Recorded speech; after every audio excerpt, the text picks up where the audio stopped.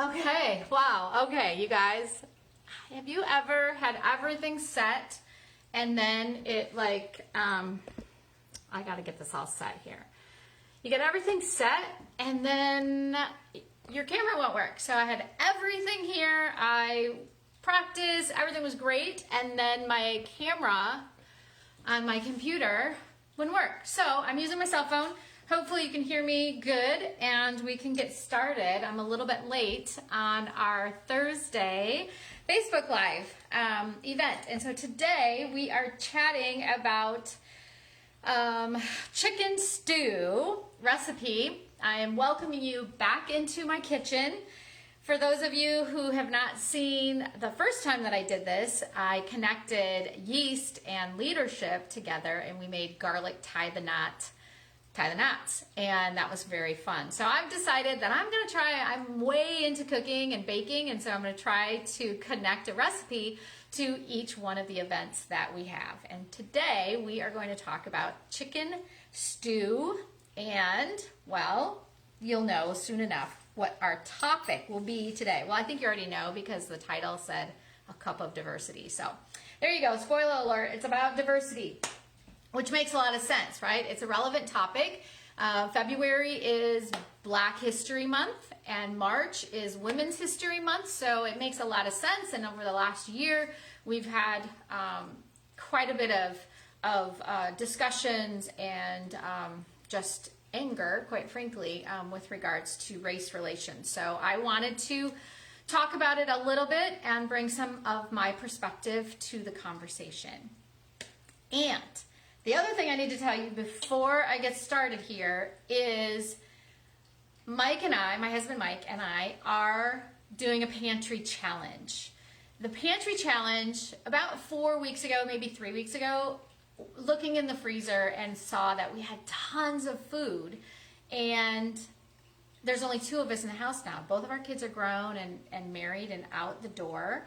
Well, Nick's not married yet, but he will be shortly, and it's just the 2 of us. So why are we grocery shopping every week? Why are we doing that except for buying produce or dairy or that type of thing?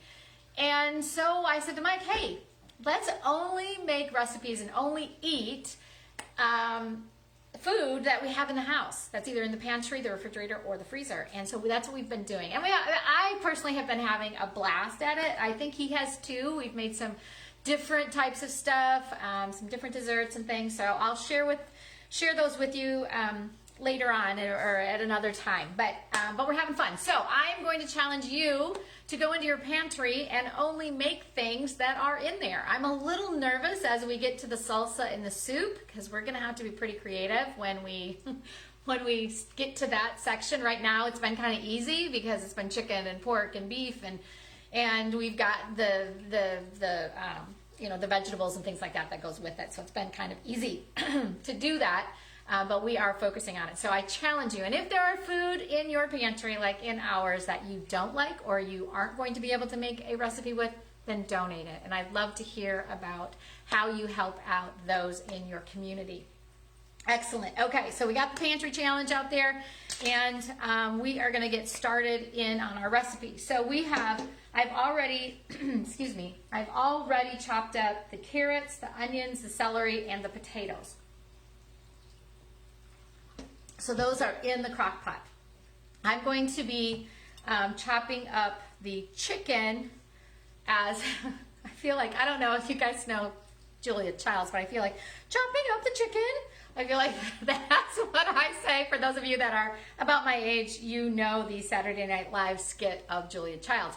But I also want to bring your attention to this fantastic knife. If you are into cooking, this is a chef's knife. It's manufacturer is global. It's a stainless steel 18-inch blade, Japanese knife, and it is sharp, so be careful with it, but it is awesome, absolutely awesome. It was a Christmas present this past year. Mike got it for me, and I love it.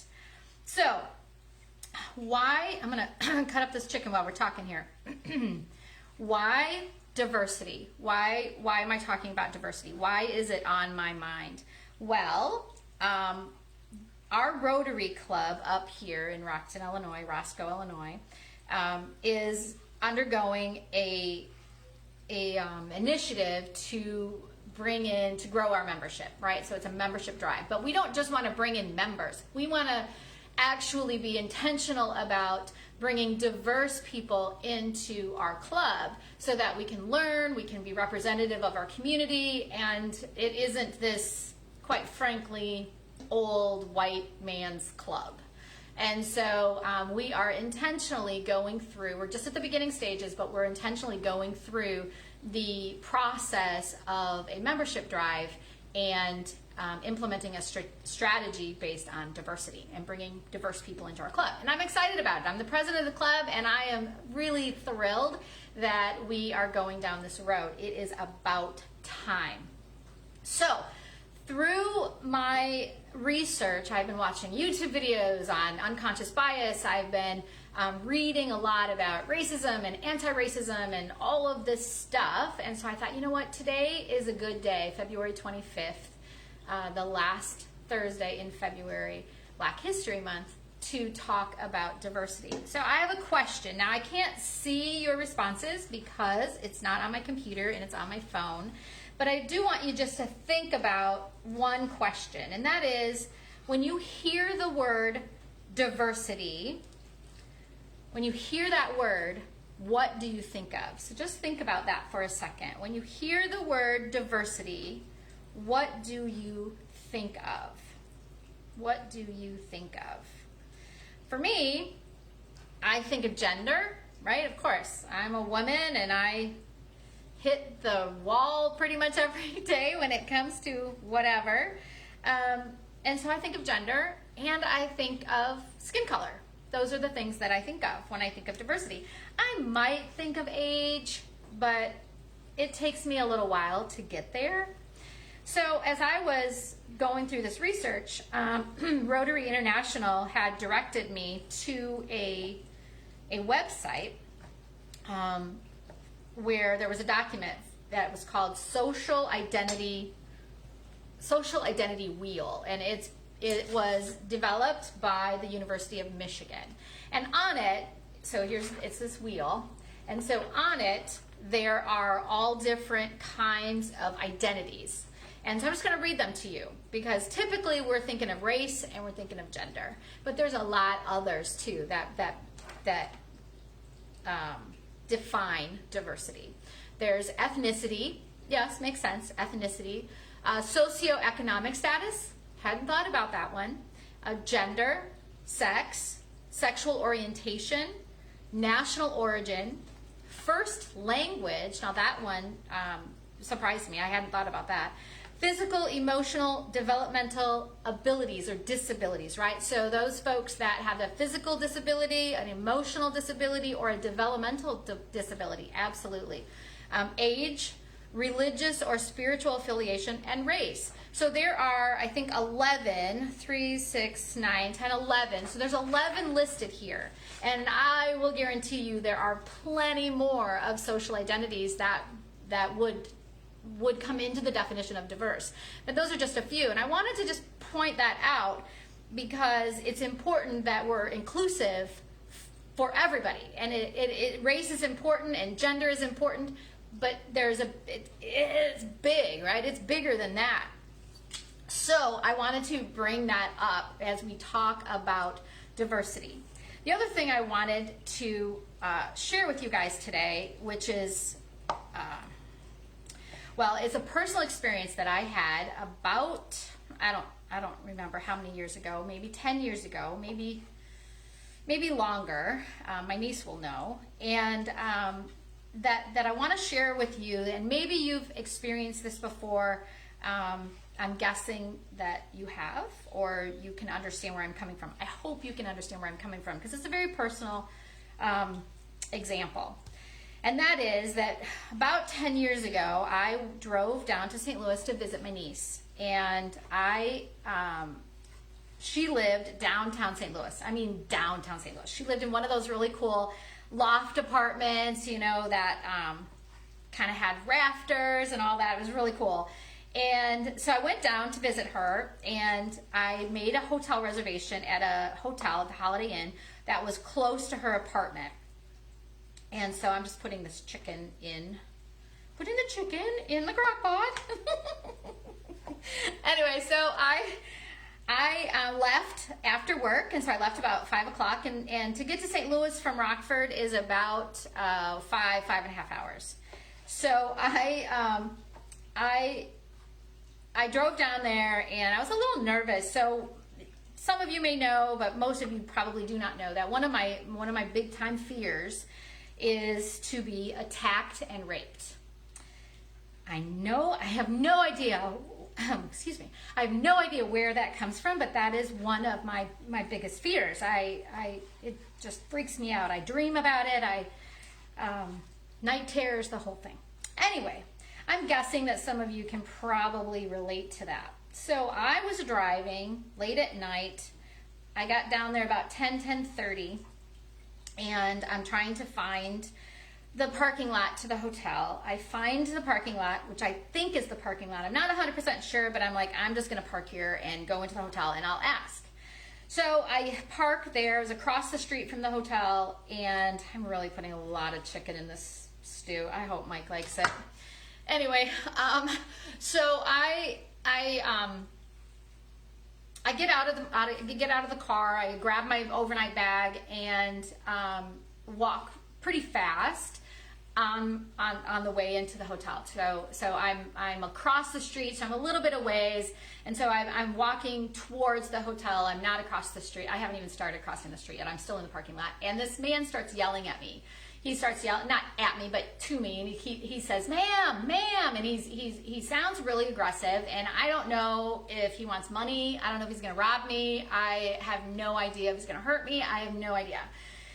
And so I kept walking, and so he finally he keeps bugging me. He's getting closer and closer. So finally, I turn around. I'm like, "What?" And there is this very tall black man standing there, and he says, "Ma'am, you can't park here without a parking pass." I said, "Okay, well, how do I get a parking pass?"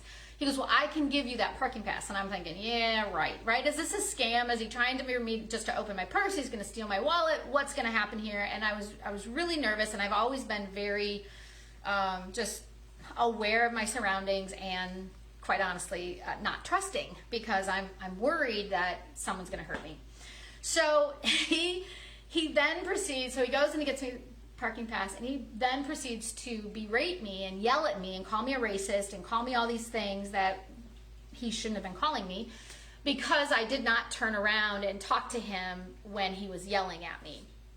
And so I stopped him, and I got really mad and said, "Look, excuse me, sir, you don't know me. You have no idea my background. You don't know me at all. I want you to look at this from my perspective. I am in a strange town. It's 10:30 at night. I'm in a parking lot. I have a man that is yelling at me. I don't know if he's going to hurt me. I have no clue. I'm a small woman. You're stronger than I am. And you don't even have any identification." He had no lanyard. He had no vest. His shirt was a t-shirt. Didn't even have the name of the parking lot organization. Nothing. How am I to know that this parking pass he's giving me is even valid? I have no idea. I didn't have to pay for it, so I guess it was. Anyway, so we calmed down. Both of us calmed down. I learned a lesson. He learned a lesson, and I went on, had a great time with my niece. But the reason I'm telling you this story is because that experience, it comes up to my mind every once in a while. Not all the time, but every once in a while. I think about that man and what he said. And as I was watching these YouTube videos on unconscious bias, I thought about that experience, and I thought about that man. And I thought, if he were white, would I have stopped? I don't think I would have. I mean, honestly, I didn't even know what color he was until I stopped and turned around. If he were older, black or white, I think I would have stopped. But I don't know, right? So I don't know. And that experience and that question, and that's all I'm kind of talking about today is just questioning, what would we do? Now, I'm totally not suggesting that you go to some strange town at 10:30 at night and you just naively walk into whatever neighborhood and don't be thinking about your surroundings and don't protect yourself. That is not what I'm saying. But I am saying that we should check ourselves. We should check our thoughts. We should check our responses and see if it's right and if we should be thinking that or acting that way or whatever. I mean, I think awareness is really, really important. I'm just going to take a quick break here and put in the tomato sauce. So we're putting in tomato sauce. I'm going to put in a oh, that's a huge tablespoon of tomato paste, but does it really matter? I mean, like tomato paste. So I need, oh, the other thing I'm making too, Mike doesn't know. He doesn't know what we're having for dinner tonight. He has no idea that I'm making the stew. So if it doesn't turn out, I guess I have more chicken in the refrigerator. I can just make something else. But I'm also making homemade biscuits, so I'll let you know how that is too. Oh, did I tell you that this recipe comes from the cleaneatingcouple.com? And I'll put the link so that, I think I told you that, but I'm not sure. Anyway, so unconscious bias. Here's where I'm at with this whole thing and this stew and diversity, and that is that God designed us differently. He did not design us all the same. He designed carrots as orange. He designed people with green leaves, and he designed peppers in the shape of whatever the pepper shape is, or onions as yellow and round, right? He designed all of us differently on purpose. We have different traditions, we have different cultures, we have different languages, we have different ideas, we have different skills and talents, and it's incredible, right? I mean, it is incredible. And he did that. Why?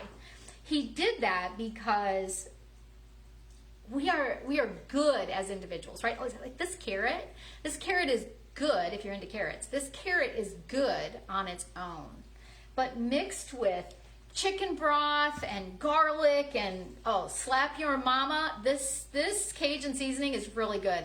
But mixed with slap your mama Cajun seasoning and pepper and salt and all of the other goodness, this carrot becomes absolutely amazing and delicious. And that's my point. We were not designed to be alone. We were not designed to only be our image of ourselves, and that is the perfect image, and that is the only image. No. We were designed to come into community. We were designed to come together. We were designed to learn from each other, to listen to each other, and to be delicious together. I don't know how else to combine that with this amazing stew, but that's the thing.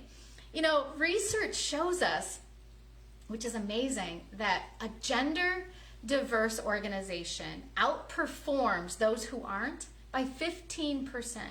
And if you're ethnically diverse, it's 35%. We can't afford to leave that amount of growth on the table. So the message today is to reach out to our diverse friends and welcome them into our organizations. And here's the thing though, you gotta be intentional about it. If we go about going, yes, I'm gonna be diverse, I'm gonna invite my diverse people, it's gonna be an organic way to grow or to bring diversity into our organizations, it won't happen. Because human nature is to go with people that are like us, that think like us, that I mean, you can see it in the United States with the polarization, right? Those people who think the same, they join their own forces. They don't talk to the other sides. And that's not the way it was intended for us to be. So you have to be intentional. You have to intentionally be strategic in reaching out to people who don't look like you, or people who don't think like you, or people who are in a different socioeconomic class than you, or people who are disabled, or people who speak different languages, right? So that's my diversity discussion today, and how I am applying it to this chicken stew. I just am so grateful that you guys have joined me here today, and I thank you for listening to me. And I want you to reach out. I want you to tell me in the chat. Just tell me, write comments. How are you going to welcome diverse thought and diverse people into your world? Have an absolutely fantastic Thursday. I love you guys. See you later.